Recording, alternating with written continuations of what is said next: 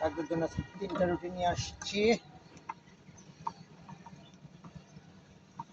টান দেওয়ার রুটি সিরাসিং করতে আমার কাছে খুব ডিসগাস্টিং লাগে।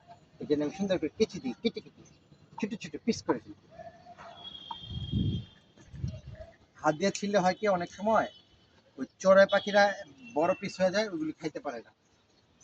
কিন্তু ছোট ছোট পিস করে দিলে চড়াই কাক সবাই খেতে পারে। তার জন্য এইভাবে আমি ছোট ছোট পিস করি।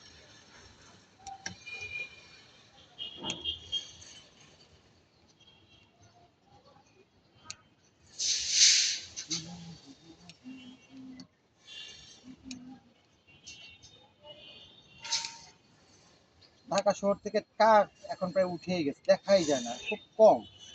আমার এক বন্ধু বললো, তুই তো ঢাকা শহরের কথা বলছেন, তো গ্রামের মধ্যে কাক দেখি না। হ্যাঁ হ্যাঁ, কাক যদি চলে যায় তখন কি অবস্থাটা হবে।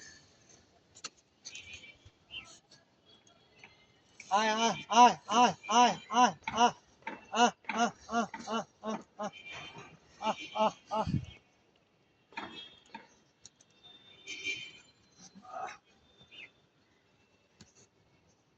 আয় আয়। পানি খেয়েছে ভালো কাকগুলি, দেখলাম।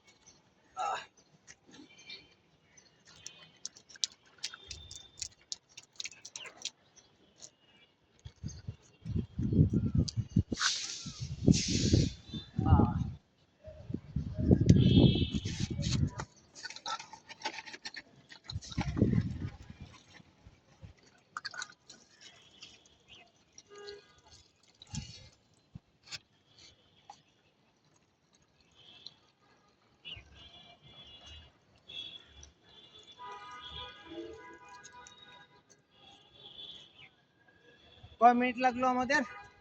সর্বোচ্চ 2 মিনিট। বাসা বাসি যে রুটিগুলি ছিল সেগুলি ছিঁড়ে ছিঁড়ে দিয়ে দিলাম আর একটু পানি দিয়ে দিলাম। তো এই কাজটা করেন ভাই, দেখবেন সদকাতুল জারিয়া। ছোট ছোট ছোট ছোট করে সোয়াব হয়ে এত বড় একটা সোয়াব হয়ে গেছে। তারপরে আমরা যখন মারা যাব তখন এই বড় সোয়াবের গাঠিটা নিয়ে আমি সুন্দর করে হাসতে হাসতে নাস্তা নাস্তা আল্লাহর কাছে চলে যাবো। বুঝছেন? এইভাবে কাজ করবেন। ছোট ছোট সব করবেন, একসময় এত বড় হয়ে যাবে।